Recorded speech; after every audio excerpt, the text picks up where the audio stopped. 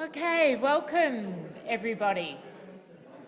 It's quite exciting. I think this is the first actual full feature film screening that we've done as part of the Henry Halloran Urban and Regional Research Initiative.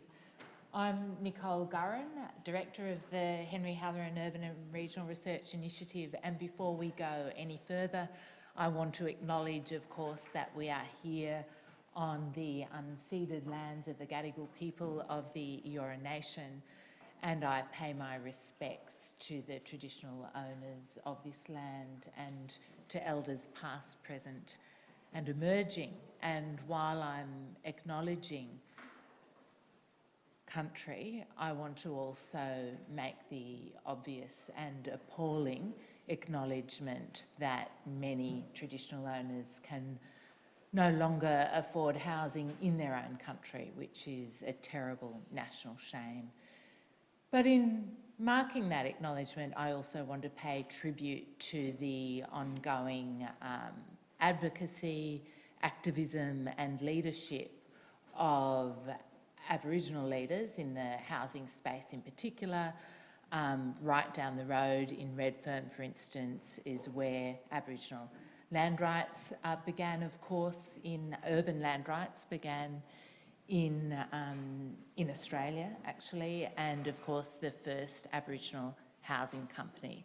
And so I make those important acknowledgements, and of course I extend welcome and acknowledgement to any Aboriginal people and other First Nations people with us tonight. As I said, I'm Nicole Gurran. I direct the Henry Halloran Urban and Regional Research Initiative, which is a cross-disciplinary research centre at the University of Sydney dedicated to pooling our knowledge across all of the realms here from, urbanism, art, geography, economics, politics, law, the arts, absolutely, and throwing that expertise at urban and regional issues, including the big policy concerns of the day, such as housing. And we do that in conversation and very much learning with and from our wider community, so industry, of course, certainly political leaders, community leaders and activists and the wider public. So welcome all of you here tonight. I personally am a housing researcher. I've dedicated more than 2 decades to, cataloguing the causes and the consequences of Australia's housing crisis and what we should do about it. And I can see many other warriors in that research space. And if I can just say, Australia's housing research is very well regarded internationally. In fact, I would go so far as to say that our housing research quality is just as highly regarded internationally as our house prices. So unfortunately, as the quality of housing research has gone up, so too has the depths of our housing crisis, which of course is inverse proportion to our market.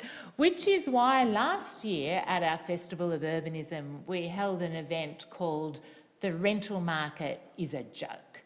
And that was my, pun. I'm glad I heard a little snort there because I thought it was funny. Not as funny, of course, as the comedians who've written this. But basically, it was me as a researcher saying, research is not cutting through.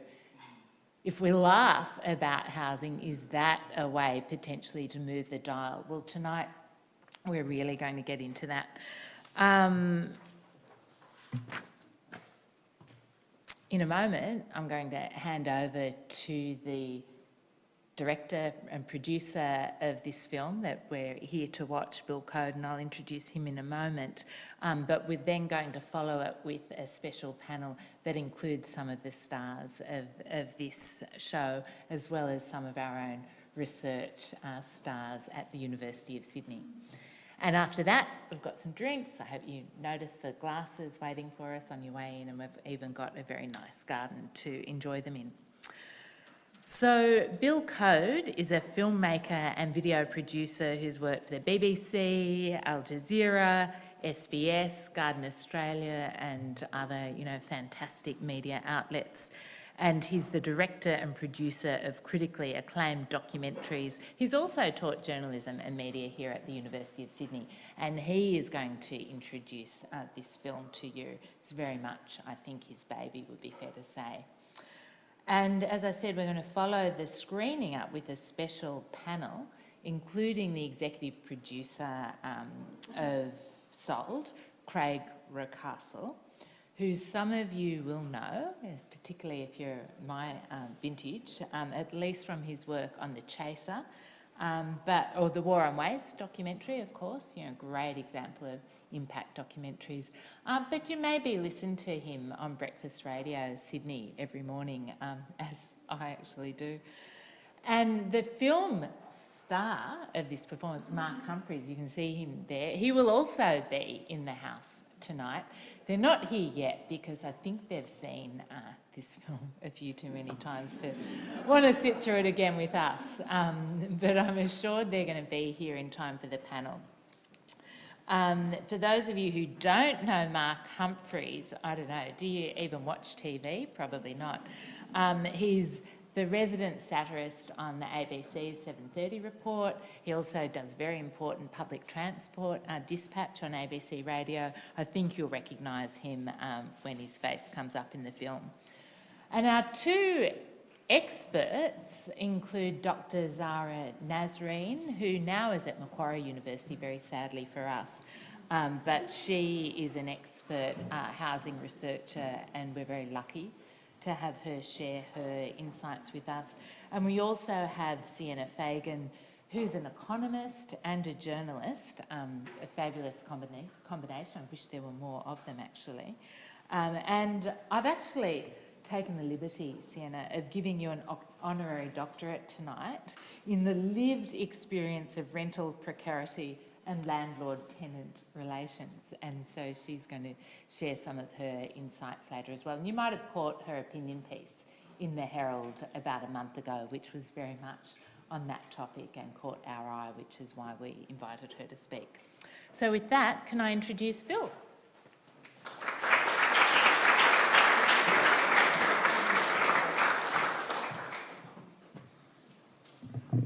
Thank you, Nicole.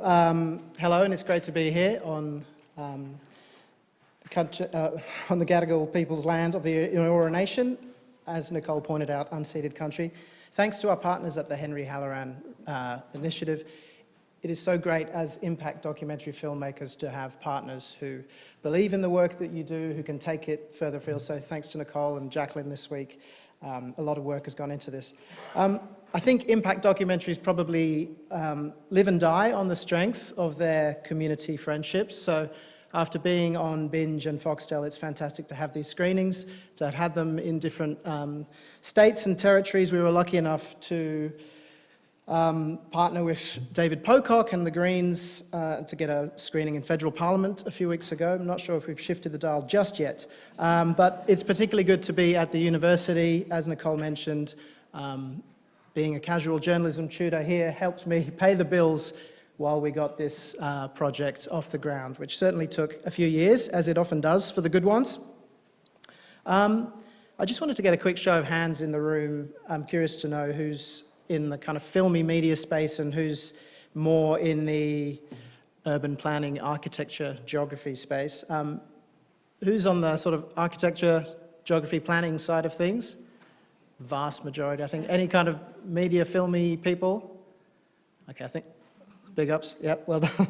Look, 3 years ago, Mark Humphries and I, joined by writer Evan Williams, sought to make a funny impact film on the housing crisis. We wanted to use the sort of gallow humours to reach audiences, if you like. That was based on lived experience, many years of renting in Sydney, often with children in tow, short-term leases, mouldy houses, unwelcome rental inspections, and crucially a lack of security. Initially, we were focused on the lives of essential workers and creatives unable to pay the bills in the cities that they bring life to. Obviously, in the case of health workers, quite literally. As you'll see in the film, that expanded quite a bit. The received wisdom is obviously that a house is attainable for all hardworking Australians. But I know there are younger people in the room, and certainly some older people too, who think that's a load of rubbish. On the current trajectory, I think they'd be right. Many Australians can barely pay the rent, can barely find a place to rent, let alone buy a house. So we wanted to sort of prod these popular national myths, if you like. Look, I hope you enjoy the film tonight. It was made by a really great group of journalists, writers, and comics, including, as Nicole has mentioned, the established and well-loved Craig Reucassel, my co-producer Justine Moyle, and Emmy-winning editor Simon Callow-Wright, who brought a great flavour to it. If anyone's watched Love on the Spectrum, he was involved in that, and it was a pleasure to have him involved. And look, as the creator and director, I'm extremely indebted to a team who wanted to do something about housing, who, excuse my French, but who gave a shit about housing too. Wedgetail Pictures makes impact films, which we try and play a small part in shifting the dial on certain topics. And obviously few things are as crucial to a life well lived as secure housing. After the film, there'll be a very short QR code on the screen. I'd appreciate if you took part in a very small survey. There is the all too common opportunity to make a donation for further impact screenings. We're trying to get this further afield in other schools and universities. We have an impact educational campaign. And also, if you are a teacher here on campus, if you're planning lessons, we're available on ClickView. So please trust me when I say it's, we try to be funny, but it is based in good research, I think. So look, thank you all so much for coming this evening, and we'll play the film, I guess. And while you're, QRing, I'm going to invite the panel to come and join us on these beautiful red chairs. Yeah, absolutely. Yeah. Okay. The star is very close, Mark is very close, but we're going to have Zara, Craig and Sienna come up the front to kick us off. Before we do, I just have to say that was, and I have watched it before, and in fact I read the script before I agreed to take part, to be honest with you. And as a housing professor, I thought it was an outstanding script. As a member of the general public, I thought it was really funny, but also very moving and very accurate. And so it's perfect input for the discussion that we're about to have. Oh, sorry. What am I supposed to do? No. Okay, we're going to leave the QR code up, I think, is the backdrop. Is that the... Okay. Okay. So I'm going to throw the first question to you, Craig, because, I think your invisible hand was behind there. You were revealed at one point in the film as as someone who'd benefited from the Bank of Mum and Dad. But let's welcome you back to the University of Sydney. It's good to be here. Craig, this is actually this was the first lecture theatre I went to at Sydney University. My first law lecture, actually. It's great to be back. It's good to be back. Did you find the seats a little bit harder than you did maybe, in the early 90s? Yeah, not a lot's changed actually, yeah. So, look, take us back. I too was someone who was here in the early 90s, and things were hard actually. I mean, I used to run a very good rice dish. It involved some soy sauce. If I was feeling incredibly, wealthy that week, I'd put some margarine in there too. I mean, we thought things were tough, didn't we, as students? What do you think might have changed? Well, it's interesting. Like right now, here you go. Welcome, Mark. Thank you. Yeah. He does this at everyone. He turns up late so that he gets her applause as he enters. Right. It's exactly such bullshit. I'm running late. Yeah. Oh. And we have to wrap up now, don't we? Oh, dear. It's interesting because, it was tough when we were at uni, but most of us were living in share houses. I lived in share houses all around Sydney University at the time. You know, a lot of students in a house. My kids, I've now got 3 like 19 to 20-year-olds, and there's no way they're going to move out of home. Like, there's just not even it's interesting. They've got friends. They kind of all would love to live out of home. They would love to live out of home while they were to university. It's just really not an option at all. And it's an interesting thing because it's changed. Like, I feel sorry for them in a sense because they've missed out on those kind of opportunities that we had. And in many ways, it's kind of slowing down the growing up process as well. I think it's got kind of fundamental. I actually love, to be honest, this period of my life living with my kids there. But I think it does have fundamental flow-on effects in terms of kids and how they grow up and how they mature and all that kind of stuff. And I think there's big flow-on effects from the housing market in terms of the effects it has on a society in many ways. It's almost like we're still living in the share house, aren't we? You know, I've got kids about the same age as you also sharing with me. So what were you hoping to sort of surface in your involvement in this documentary? I was trying to give the perspective of somebody with an investment property, to be honest. No, I'm kidding. But no, I think the reality about this was, and I was really interested in the debate and the Bill Shorten. I thought the Bill Shorten thing was really interesting because there's this BS perception in Canberra at the moment that you can't make changes in this area. And I think the narrative that Bill Shorten lost because of negative gearing policy and that is absolute bullshit. One of the things we sadly didn't quite get to do with Bill Shorten, he wasn't quite willing to quite go along with this enough, was I did try and get Mark to get Bill Shorten to own up and say the reason we lost was because I was really fundamentally unpopular and it wasn't the housing policies. He wasn't quite ready to go with that, was he, Mark? The silent stare that I received when I proposed that led me to believe we'll let that one go. Yeah, but I think that to show that, Alan, to show that changes in policy fundamentally led to this change, and then to also kind of argue against that we can't do anything else part was what I was most interested in. But there's so many parts of this documentary that I was also fascinated by. Like, I learned lots of different things from doing this as well. It's great. Fantastic. We might ask you some more of that. And I must say, as a very skilled interviewer, feel free to take over the questioning as well. I'd be crazy to waste I'm the definitely time. not going to do that. I'll just throw to traffic every 5 minutes. Well, talking of throwing to traffic, I would like to draw on the expertise of our public transport correspondent, who probably was, held up on the bus. But Mark, I understand when you were sort of thinking about, in fact, when we ran the sizzle reel for this film last year, it was called The Renters. And I know you had a real concern and interest to sort of surface the issues faced by emergency workers, nurses. In fact, I remember a great Chaser skit on that subject, which drew on some great research too, funnily enough. But why was that a particular focus for you? Sure. Well, firstly, thank you, Nicole. Wasn't Nicole terrific in the documentary, by the way?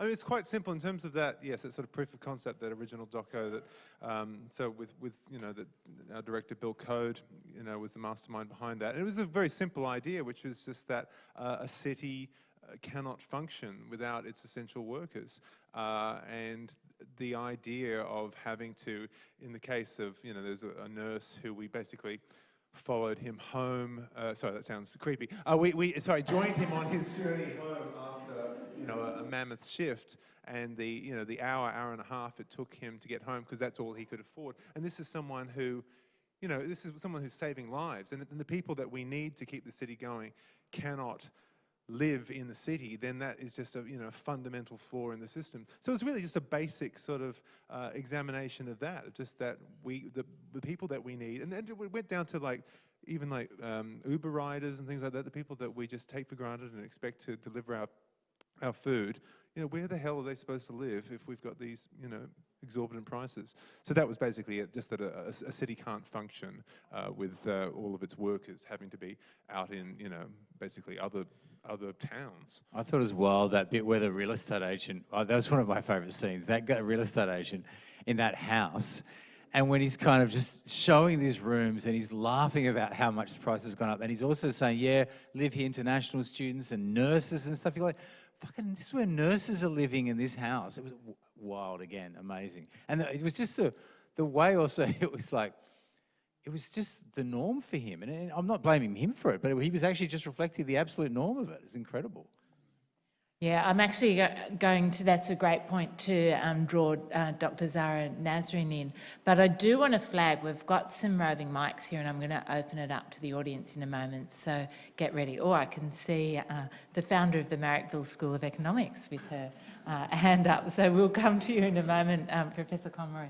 But Dr. Nasrin, you've certainly researched this issue. I expect the only surprise seeing the wonderful real estate talent on that film was actually showing it in the public media. So can we have some reflections from you, Zara?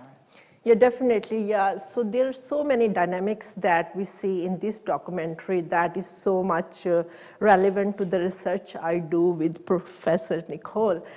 We looked into rental housing market and in particular informal rental housing markets at the bottom end of rental system, and we look into how the rental system works and how different actors and household types are disadvantaged differently. Like it's not, as it is about house prices, there's so many other dynamics involved when you go and look for a property. There is a system, they look into your rental history, their savings, their income statements, and we see there are groups, for example, international students who just arrived in the country or who don't have enough savings. We see single mothers with single incomes or part-time incomes who are immediately disadvantaged by that system. They have to look into more informal sector. And within the informal sector, as it is about quality of housing, we also see a lot evidence related to evictions. And many of those groups are on constant move. Like they just into the property, they lived there for 2 months and they got eviction again. There has been some conflict with the housemates. They have to move out. So when we look into certain groups, for example, international students, how their life is impacted just because of not having stable housing. So I'm glad there are a lot of dynamics related to, it's not just about one actor or one stakeholder, there is dynamics and we have to look more into a system and see how this can be resolved. Thanks, Sarah. And Sienna, if I can just bring you in for sort of the last word before we open up to the audience. I mean, one of the things I think that comes forward very clearly in this film is the intergenerational aspect of things. And I wonder, you know, certainly your article in the Sydney Morning Herald recently talking about the challenges of renting and studying and working, but there's a particular generational dynamic, and I wonder sort of how this film speaks to you and what you would like the message to be either to your peers or to those of other generations. Well, I mean, Nicole introduced me as an economist and a journalist, but first and foremost, I am a student, and I work 3 jobs to be able to afford to rent.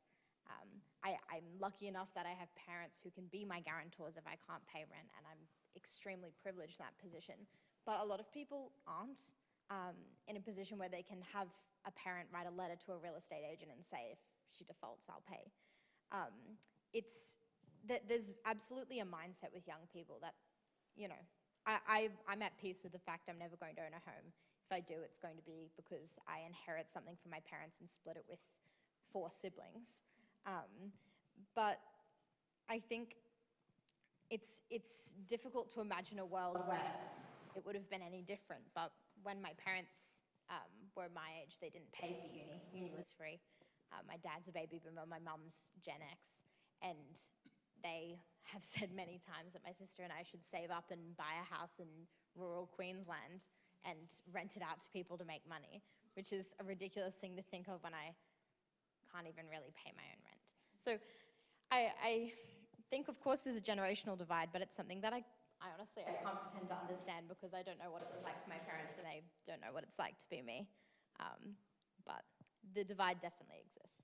I think it's huge. I reckon all my kids' friends, it's that exact, there's this perception we'll never own houses. And that does slightly change what was I don't know, there's like a kind of a bargain that everyone got into. We'll work for a certain amount of years, we'll be able to buy a house, that'll give some stability, you know, you can have kids and that kind of stuff. It's really changed that bargain that we've made with the next generation. And it is really throwing it out of kilter, I think. Yeah, I think it really is difficult, and we've got to fix that in some way. Yeah. Okay, I'm going to throw it open for questions. I can see Beck had a question there in the centre. So hold your hand up so that I can see, and we've got one there, great, and then one here, excellent, and one up the back, great. Yeah, thanks it was a great film. I really liked that you brought up the anger issue, and I would have liked to have seen maybe some violence. First time you got that question, mate? Wow. I thought that's where it was going, actually. Disappointed. But I think it is that, like, that's the one thing I think that this documentary really kind of nails is this mindset thing.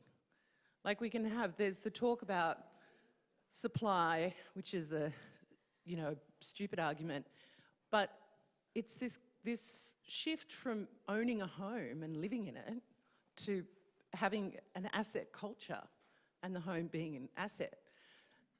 And so I just wanted to know, you know, when are we going to get violent about that?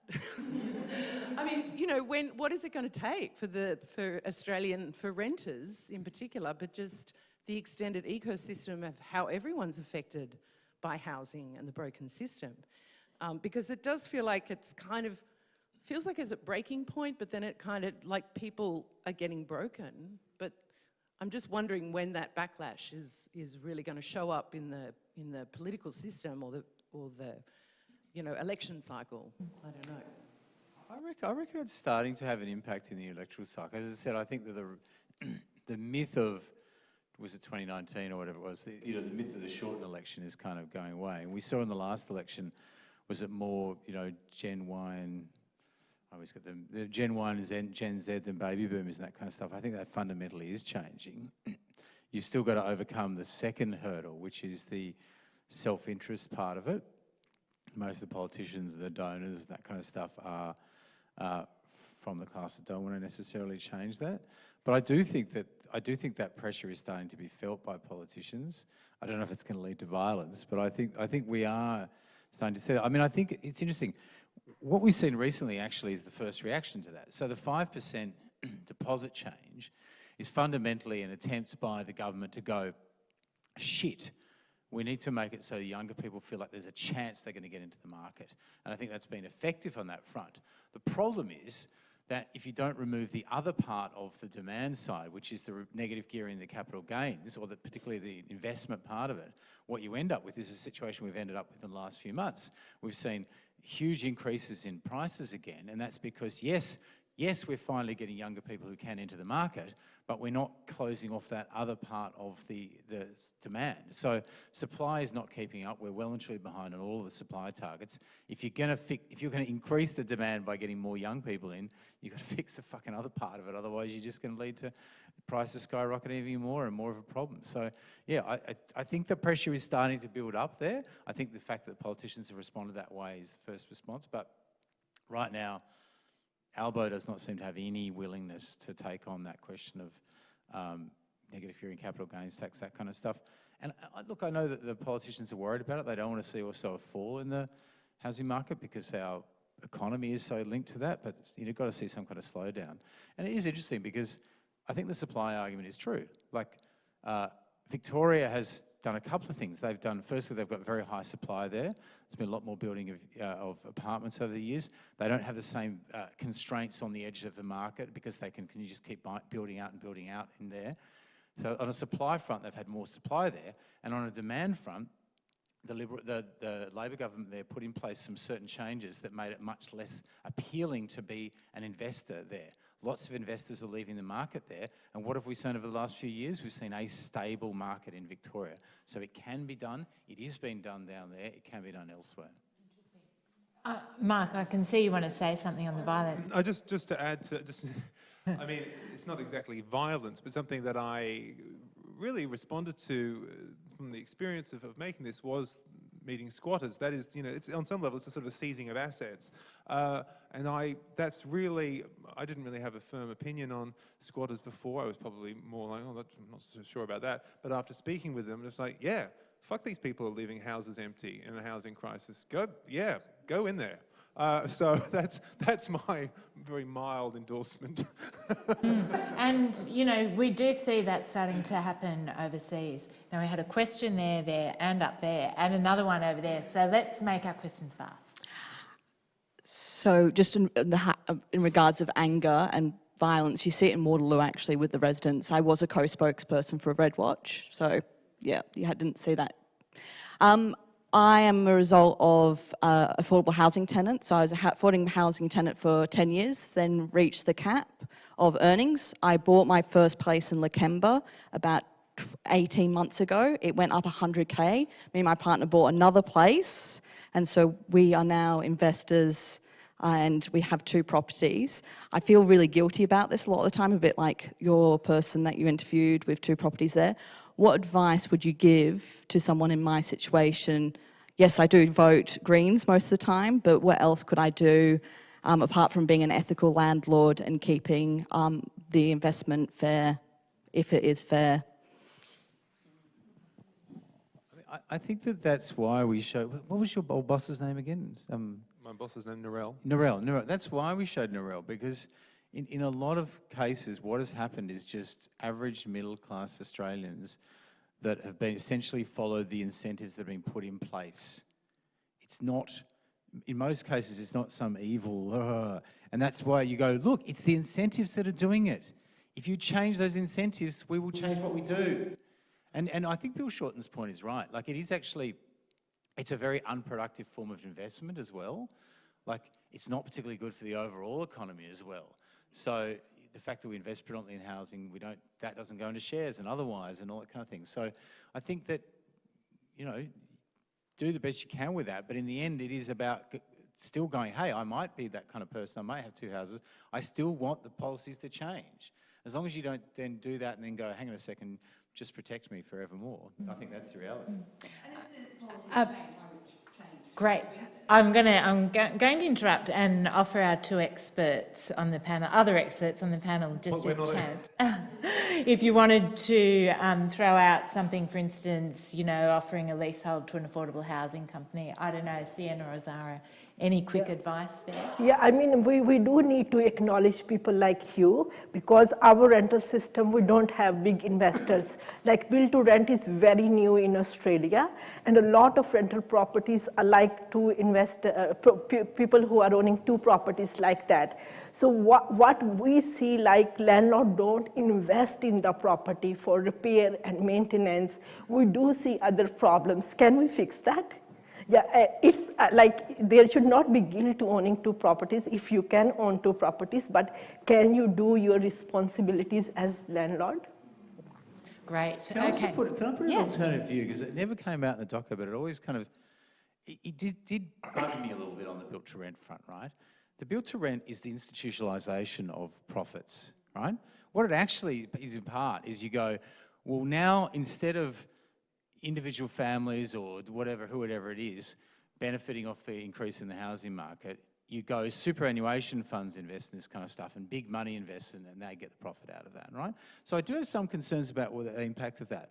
So I think you're right, the point is right there, is you go, we should make it though, yes, if people can afford a second property, they have it, but then the rental rules are such that they're not shafting people. That if there are proper rental rules in place to protect people so that you didn't go, wow, built to rent is so amazing because somebody can live there for more than 3 years, something like that. If you had those kind of overseas rules in place there, then you might be able to have a better balance in that system. So I think there's some good parts of built to rent, but I'm also slightly sus of the underlying fundamental change that's going on in that. Very true. And of course, the original build to rent is social and affordable housing. We've got a question here. My name's Jem Panthiki. I'm a renter researcher with Better Renting. Thank you for the fantastic documentary. My question is, recognising there isn't a silver bullet, one of the policy reforms that wasn't really touched on. It was sort of touched on the vacancy discussion, but hasn't really made it into the documentary. And I'm curious to hear if behind the scenes you were having these conversations, is around land tax. In particular, we saw the ex-Premier try to substitute out stamp duty for land tax. Federally, Malcolm Turnbull was the last person to really, on the national stage, talk about having a national consistent land tax. And particularly if you were pairing that with some sort of occupancy discount, which would disincentivise vacancy. I just wonder if that's been part of the conversation at all. I don't remember where we got up to with that. We didn't do a lot on that. We didn't, I mean, one of the things about this documentary was constantly trying to pare back. Like, you can imagine the first list. I mean, poor Bill spent years researching this, and he kind of go, well, we've got to cover this and this and this as well. We go, yeah, it's so hard to cover so many issues. Interestingly enough, I do think land tax is starting to have an impact.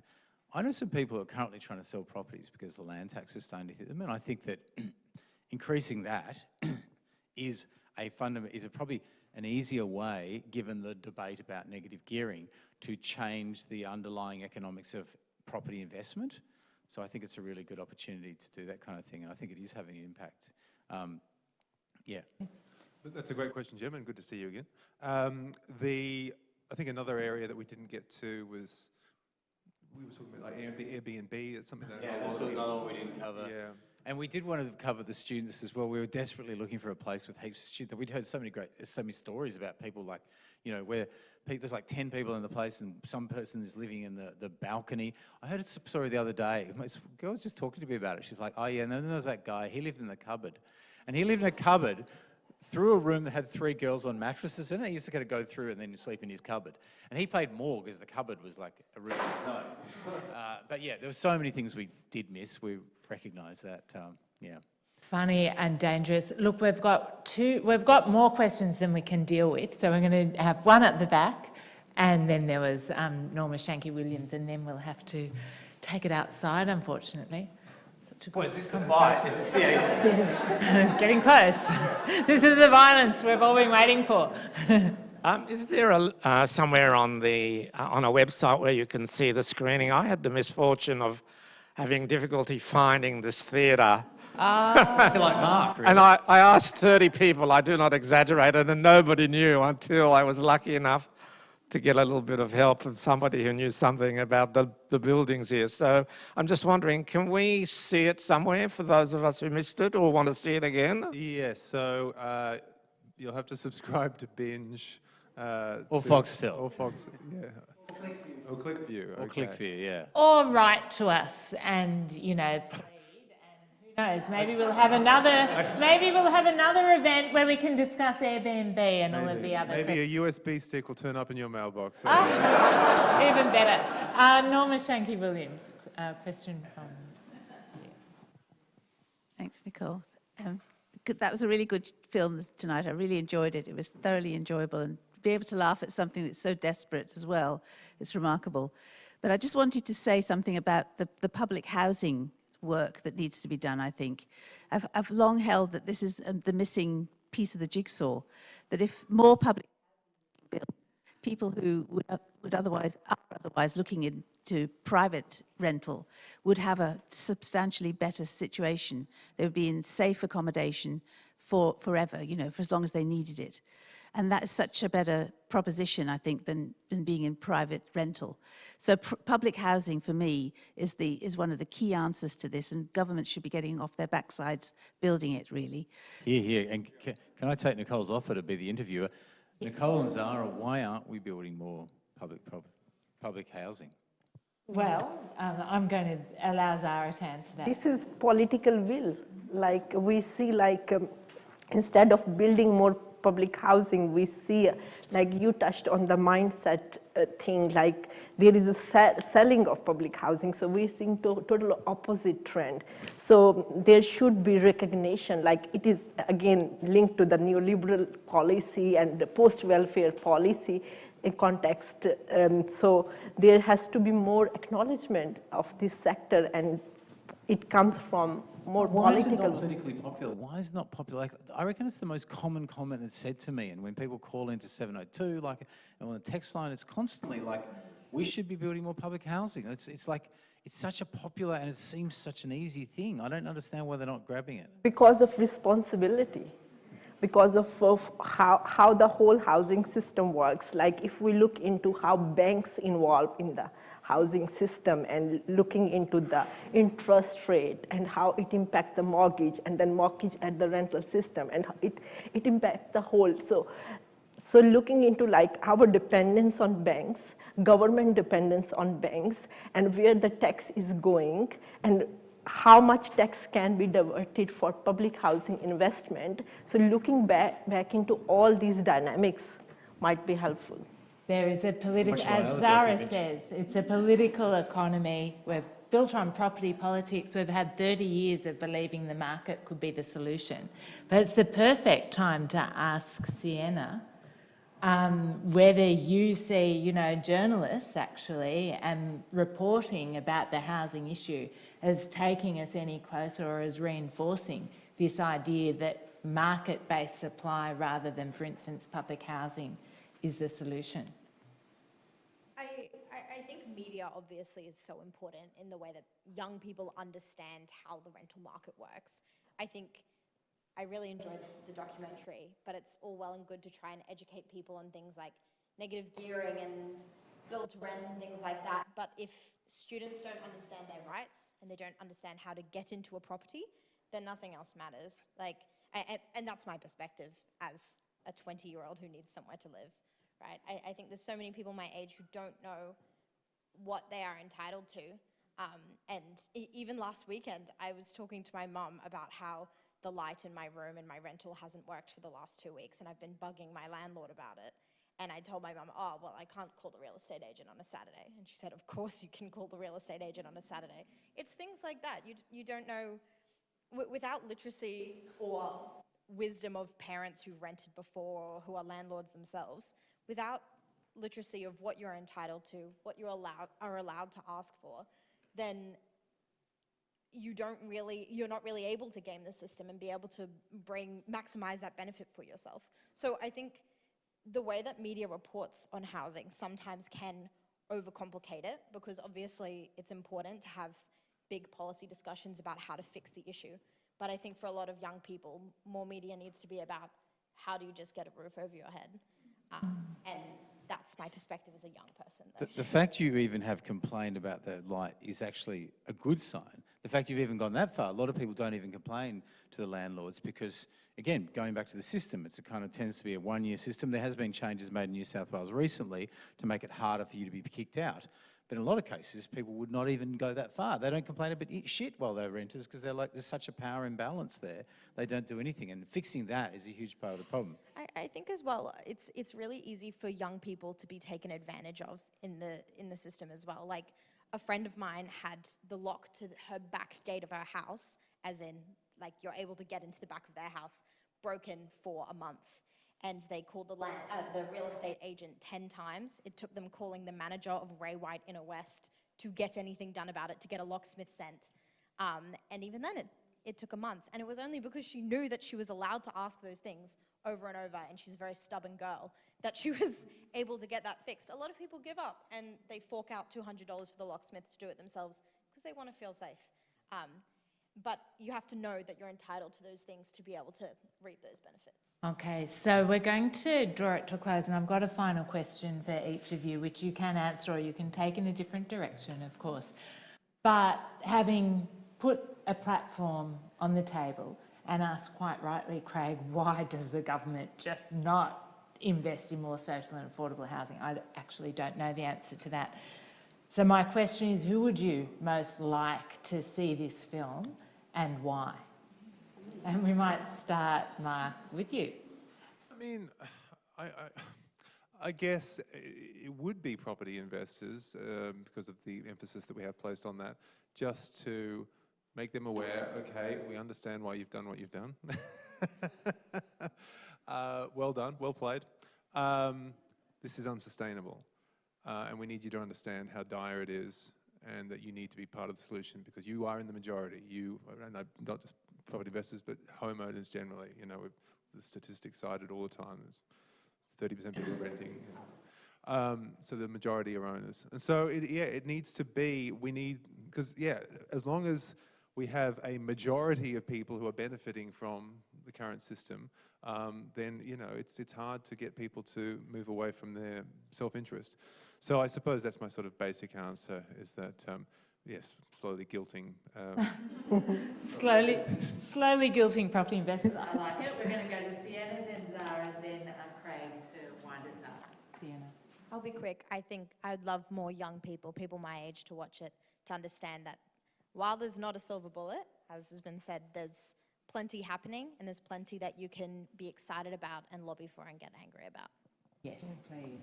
Zara. I would like policymakers because the points related to negative gearing, capital gain tax, and even the role of politicians is very clear from this documentary.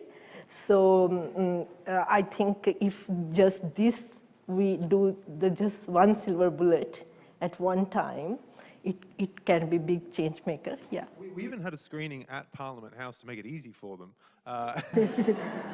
David Pocock was there, Barbara Pocock, no relation, also there, yeah. Yeah, I actually have the opposite opinion in terms I don't think it needs to be shown to policymakers at all. I got a very different perspective when I did War on Waste, actually, because I went into that as a kind of government student from Sydney University. I was like, I went to the politicians and I hassled them, and that's how you get change and that kind of stuff, and that did fuck all. But what actually happened over the years was that the people that got involved in it, and responded to the documentary, started to hassle their local councils. That then kind of fed up towards state government, and then years later we saw movement from federal government. And it kind of made me realise that I had it the wrong way around, that actually change tends to come from actually the community and the pressure that gets put on. And I've had politicians since then say to me, we don't lead, we follow. So I think this needs to be seen by lots of people who can get outraged, the same outrage that Mark has, and then that feeds on to complaining to their politicians, pushing that kind of stuff. That's when the change is going to come. Politicians are responsive to their electorates, and when they feel like, shit, I'm going to lose a lot of votes, and a lot of the young people are really angry at me right now, and they're going to vote Green instead of whatever else, or whatever, that's when the change will happen. So I think it should be seen by people, not politicians. So the power is in our hands. Power's in our hands, exactly. Yeah, and shout out to the wonderful policymakers here in this room, and those of you who... Sorry, I didn't know you were here when I said that. Sorry. Why did somebody warn me they were here before I dissed them? Shit, oh no. And those of you who do have a binge subscription, we won't ask you to put up your hands. But if you do have a binge, invite your neighbours over, invite your kids and your kids' friends. They're probably there already anyway. They've probably already got your password. Make sure they watch binge. And we did pitch this to the ABC. Before you say why was it on, you're going to say why was this on the pay view. We did actually pitch to the ABC. They were not interested at the time for a number of different reasons. And anyway, it's unfortunate, but look, Binge was supportive of it, and it's up there and it's out there. So yeah. Wonderful. And, ring up Craig on the radio and say, why not public housing?